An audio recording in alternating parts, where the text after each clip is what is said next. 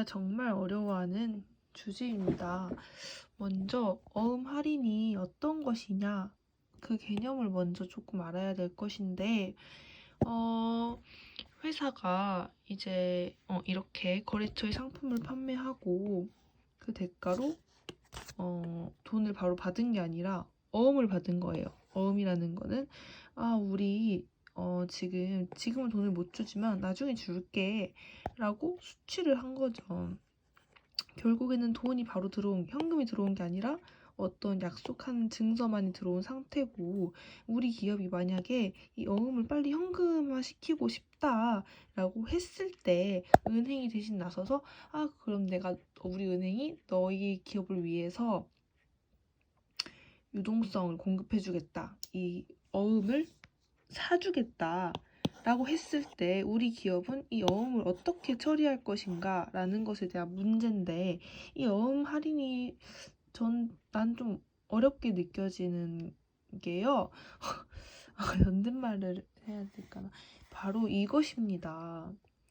이 보면은 붕괴 자체가 조금 독특한 형태를 띠고 있어요. 왜냐면은 손실, 현금 수령을 그 은행으로부터 가져오고, 내가 갖고 있던 매출 채권, 그러니까 어음 금액이 사라지고 자산이었으니까 자산 삭제죠. 자산 삭제. 근데 이제 이런 상황에서 보통은 하나의 거래에 손실이 하나 발생하든지 수익이 하나 발생하든지 그렇게 단기 손익에 영향을 주는 요소가 생기기 마련인데, 이 분기에서는 손실과 수익이 함께 발생을 합니다. 이제 그러한 이유는, 우리가 지금 어음을 받았으면은 어음이라는 게 사실은 돈을 내가 바로 받은 게 아니라 우리 3개월 뒤에 받자 이렇게 한 것이니까, 이제 그거에 대한 대가를 수익으로 수취를 하겠지요. 그러니까 예를 들어서 뭐라 해야 될까? 내가 지금 너한테 돈을 5만 원 받아야 되지만은 3개월 뒤에 5만 원 줘. 대신에 이자가 있어. 너 이자 나한테 3천 원 줘. 이런 식으로 들어가는 것이 바로 이자 수익입니다. 그래서 내가 지금까지 지나온 기간 동안 생겼던 이자 수익을 처리를 하고, 또 은행이 대신 사주는 대가로 일정의 수수료라고 할 수 있는 그런 손실이 발생하게 됩니다. 왜냐면은 어음을 얼른 처리하기 위해서 생기는 손실이겠죠. 그래서 결론적으로 이자 수익은 내가 어음을 갖고 있었음으로 인해서 이 거래처와 생기는 수익이라고 말을 할 수 있을 것이고, 손실은 내가 이 어음을 얼른 처분하고 싶으니까 은행으로부터 생기는 손실이다라고 말할 수 있을 것 같습니다. 이제 여기서 어려운 부분은 이제 현금 수령하는 금액과 이자 수익이 얼마인지, 손실이 얼마인지, 손실은 차익으로 구하면 됩니다. 그래서 이 두 가지를 구하는 것이 포인트인데, 액면 금액은 그냥 말 그대로 액면만 쓰면 되고, 현금 수령은 내가 원래 있던 금액에서 할인을 시켜야 돼요. 어음 할인. 요것이 포인트입니다. 제가 어려워했던 이유고, 그래서 문제를 바로 보면은 이 183번 문제 같은 경우에는 가장 뭔가 기본적인 형태를 띠고 있는 연습하기 좋은 문제인 것 같습니다. 일단 보면은 공단기는 1년 4월 1일에 거래처 상품 판매하고 어음을 3개월짜리를 받고 표시이자를 5%면서 액면 금액은 30만 원이다. 이 말의 뜻은, 이 어음은 우리 발행을 할 때 너네 지금 돈 없어? 그러면은 3개월 뒤에 줘. 대신에 이자율 5%다. 이렇게 해서 이 30만 원짜리 어음을 발행을 한 거겠지요. 이제 이 어음을 1개월 보유하면 이제 2개월 남은 상태인데, 얼른 내가 이거를 이제 처리를 하려고 주거래은행이 이제 사주기로 한 거지요. 그래서 그 상황인데, 주거래은행에서 사준 대신에 8% 할인해서 살게. 그럼 우리 기업에게는 손실로 다가오겠죠. 그래서 8% 할인을 한다 라고 하였을 때 어음 할인액과 작품이자 처분 손실을 구하라 했을 때, 이런 문제가 굉장히 복잡한 이유가 계산기 없이 계산하기에 가장 까다로운 문제가 아닐까라는 생각이 듭니다. 그래서 보면은 만기 금액과 할인 금액 구하고 현금 수령액 구하면은 이제 이게 아까 말했던 이만큼의 계산 과정이 아까 현금 수령액을 구하는 부분일 것이고, 이 이자 수익을 구하는 부분은 말 그대로 이자 수익. 그래서 우리가 궁극적으로 구해야 되는 두 가지가 현금 수령의 이자 수익인데 이게 까다롭다. 되게 쉽지 않다. 이건 사실 CPA에서는 그렇게 비중 있게 다루어지는 것 같지 않은데 공기업 회계에서나 아니면 공무원 회계에서는 조금 중요하게 다뤄지는 것 같습니다. 보면은 만기 금액은 일단은 만기 금액이니까 내가 만기에 받을 돈이라고 생각을 했을 때 우리는 지금 이 이자를 받기로 결정을 한 상황이잖아요. 그렇기 때문에 만기 액면 금액에 우리가 받기로 한 이자 금액을 더했을 때 내가 만기에 받을 돈이 나옵니다. 그리고 이 할인 금액은 은행한테 이제 할인을 해주는 가격인데 얼만큼 할인을 하냐. 여기서 포인트가 액면 금액에다가 할인을 시키면은 오류가 나요. 꼭 여기 만기 금액을 도출하고 이 금액에다가 할인을 집어 넣어야지만은 올바른 할인 금액이 나옵니다. 그렇게 해서 이 두 가지를 만기에서 할인을 빼주면은 우리가 받아야 되는 돈이 나오고 이제 이것과는 별개로 이자 수익을 따로 구하는데 이자 수익은 아까 말했듯이 우리가 이 어음을 보유하면서 지금까지 생겨왔던 수익, 우리가 갖고 있는 동안은 그 수익을 발생을 했고 그 수익을 우리 손익계산서에 넣어줘야 되기 때문에 이자 수익을 따로 계산을 해서 올려줍니다.